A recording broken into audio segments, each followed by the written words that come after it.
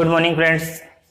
मैं सूर्योदय क्लासेज के यूट्यूब चैनल पर आपका हार्दिक अभिनंदन करता हूं। आज हम कल की क्लास को आगे लेते हुए पुनः राजस्थान के विभिन्न क्षेत्रों के उपनामों को लेकर बात करेंगे और इसके संबंध में राजस्थान के संबंधित जितने भी एग्जाम हुए हैं, patwari, constable, first grade, second grade, रेट, इनमें से एक क्वेश्चन 100% परीक्षा में आता है, उसके बारे में आज हम बात करते हैं। देखो, सबसे पहले हम देखते हैं गंगानगर के निकट का जो क्षेत्र है, उस गंगानगर के निकट के क्षेत्र को योध्य कहा जाता है। प्राचीन नाम उसका योध्य था। गंगानगर के निकट का जो क्षेत्र है वो योध्य है। इसके बाद यहाँ देखो, दूसरा बिंदु जो है वो है अलवर का समीपवर्ती प्रदेश कुरु। अलवर का समीपवर्ती प्रदेश कौन सा था? कुरु था। भरतपुर, धौलपुर, करौली का क्षेत्र था सोरसेन।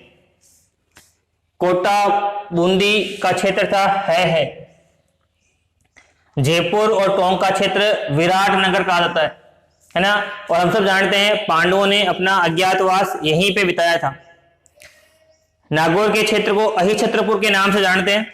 नागौर का जो क्षेत्र है वो अहिछत्रपुर के नाम से जाना जाएगा। जोधपुर पाली का जो क्षेत्र है वो गुर्जर प्रदेश है ना, गुर्जर प्रतिहार वंश का प्रदेश गुजरात का गुर्जर प्रदेश कहलाता है। ये बीकानेर का क्षेत्र जांगल देश कहलाता है। जांगल कहलाता था। आज भी बीकानेर के जितने भी राजा हुए हैं वो अपने आप को जांगलधर बादशाह कहते हैं। बाड़मेर का जो क्षेत्र है, बाड़मेर के क्षेत्र को श्रीमाल कहा जाता है। बाड़मेर के क्षेत्र को क्या कहेंगे? श्रीमाल कहेंगे। बाड़मेर और जैसलमेर का क्षेत्र कहलाएगा वल और दुंगल। वल और दुंगल कहलाएगा। जालोर का क्षेत्र कहलाएगा स्वर्णगिरी। जालोर का क्षेत्र कहलाएगा स्वर्णगिरी। सिरोही आबू का क्षेत्र कहलाएगा चंद्रावती। सिरोही आबू का क्षेत्र कहलाएगा चंद्रावती। आगे जब हम बात करते हैं तो उदयपुर चित्तौड़गढ़ का क्षेत्र कहलाता है सिवी। डूंगरपुर और बांसवाड़ा का क्षेत्र कहलाएगा बांगड़। और उदयपुर के आसपास की जो पहाड़ियां हैं वो क्षेत्र कहलाएगा गिरवा। इन सबको अपन ऐसे पढ़ते हैं तो पढ़ने से लोग याद तो होता है, लेकिन हम बाद में भूल जाते हैं वापस। इन्हें हमें अपने को नक्शे में समझना है किस प्रकार से इनकी स्थिति थी पहले। जैसे गंगानगर का निकट क्षेत्र हम देखते हैं तो योध्य गंगानगर हम सब जानते हैं। गंगानगर ये वाले इस वाले भाग में, इस वाले भाग में ये योध्य है आपका, ठीक है। अलवर का समीपवर्ती प्रदेश कुरु था, तो अलवर हम सब जानते हैं, अलवर इस वाले भाग में है अलवर, तो यहां है कुरु। भरतपुर, धौलपुर, करौली का क्षेत्र, भरतपुर, धौलपुर, करौली का क्षेत्र सोरसेन है। तो ये भरतपुर यहाँ पे, ये धौलपुर यहाँ पे, ये करौली यहाँ पे, ये वाला पूरा भाग जो होगा ये कहलाएगा सोरसेन, ठीक है। ये हमारा कोटा है यहाँ पे, और कोटा के पास में यहाँ पे ये बूंदी है। इस वाले प्रदेश के लिए नाम कहां में लिया गया है। जयपुर और टोंक का क्षेत्र विराटनगर है, तो ये हमारा जयपुर है और यहाँ पे ये टोंक है। तो जयपुर और टोंक का जो ये क्षेत्र है यही कहलाएगा हमारा विराटनगर। विराटनगर। नागौर की चारों का क्षेत्र अहिछत्रपुर है, तो नागौर यहाँ है। नागौर इसके सेंटर में है, इस वाले भाग में नागौर है, तो ये है अपना अहिछत्रपुर। अहिछत्रपुर नागौर कल बताया था मैंने, राजस्थान का मध्यवर्ती जिला है। इसके बाद में जोधपुर पाली का क्षेत्र गुर्जर प्रदेश, तो ये जोधपुर है यहाँ पे और ये यहाँ पाली है। तो जोधपुर पाली का जो क्षेत्र है ये कहलाएगा गुर्जर प्रदेश। गुर्जर प्रदेश। बीकानेर का जो क्षेत्र है ये बीकानेर है, ये बीकानेर का क्षेत्र कहलाएगा जांगल।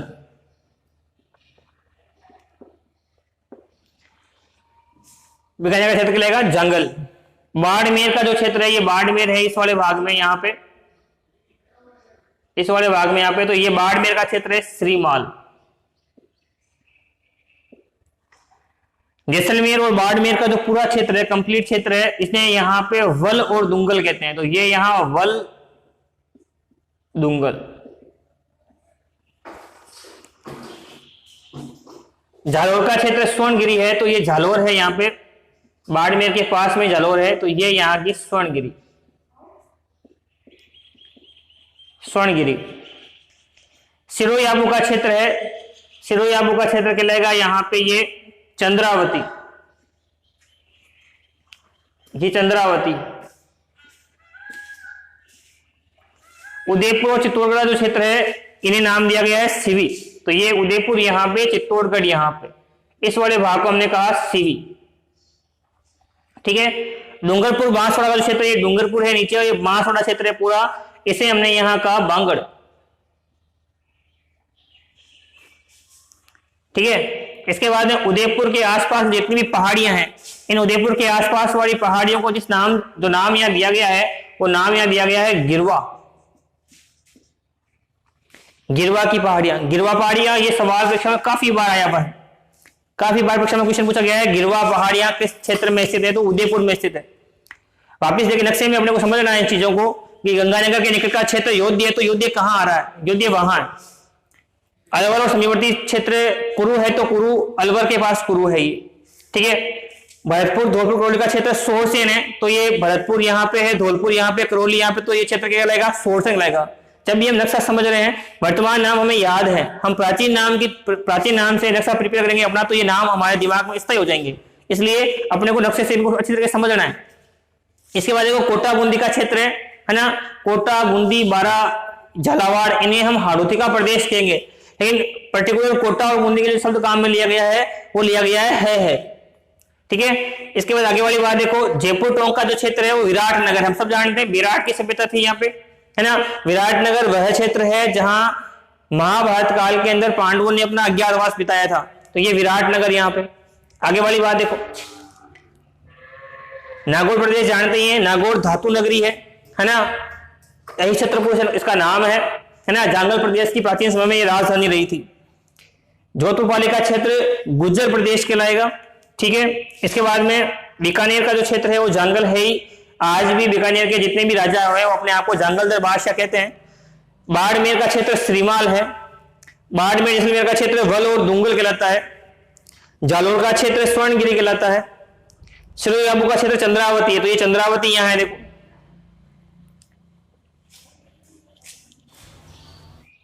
केवल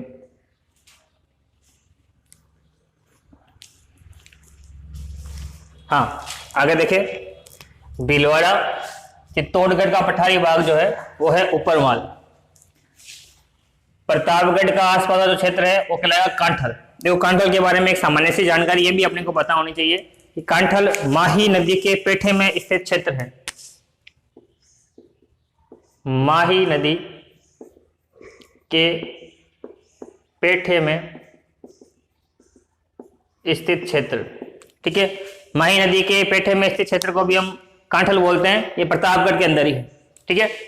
गोगुंदा और कुंभलगढ़ के बीच का क्षेत्र भोरहाट का पठार। ऐसा कोई एग्जाम नहीं हुआ राजस्थान का, चाहे किसी भी लेवल का हो, वो RS हो, फर्स्ट ग्रेड हो, सेकंड ग्रेड हो, या पटवारी हो, कांस्टेबल हो, इन सभी एग्जाम में क्वेश्चन पूछा जा चुका है। भोरहाट का पठार स्थित है कुंभलगढ़ और गोगुंदा के बीच। ठीक। अलवर और राजसमंद जिले का जो क्षेत्र है उसे हम कहते हैं मेरवाड़ा। ये 2015 की थर्ड ग्रेड के अंदर आया था, 2012 की थर्ड ग्रेड के अंदर भी ये क्वेश्चन आया है। अलवर, भरतपुर और धौलपुर और करौली का जो क्षेत्र है, इस क्षेत्र को हम जानते हैं मत्स्य क्षेत्र के नाम से। क्षेत्र कौन सा होगा? ये मत्स्य क्षेत्र। इसके बाद में जरगा और रागा पर्वतों के आसपास जो क्षेत्र है उसे हम बोलते हैं देशहरों। यदि किसी ने एग्जाम दिया है तो 2015 के एग्जाम में क्वेश्चन आया था, जरगा और रागा के पर्वतों का पहाड़ी क्षेत्र कहलाएगा देशहरों। ठीक है। शेखावटी के अंदर शेखावटी प्रदेश सीकर चूरू झुंझुनू वाला प्रदेश है। इस सीकर चूरू झुंझुनू वाले प्रदेश में एक नदी बहती है, कांतली नदी। नदी कौन सी है? कांतली नदी बहती है। इसी कांतली नदी के प्रवाह का जो क्षेत्र है उसे हम बोलते हैं तोरावटी, है ना। तोरावटी क्षेत्र बोलते हैं। कांतली नदी के शेखावटी क्षेत्र में नदी बहती है, उसके अपवाह क्षेत्र को बोलेंगे तोरावटी। ऐसे ही अलवर जिला है, अलवर जिला में हरियाणा के निकटवर्ती जो क्षेत्र है उसे हम बोलते हैं राठ। 2012 के थर्ड ग्रेड में अलवर जिले का जो पेपर हुआ था उसके अंदर क्वेश्चन आया था राठ क्षेत्र का।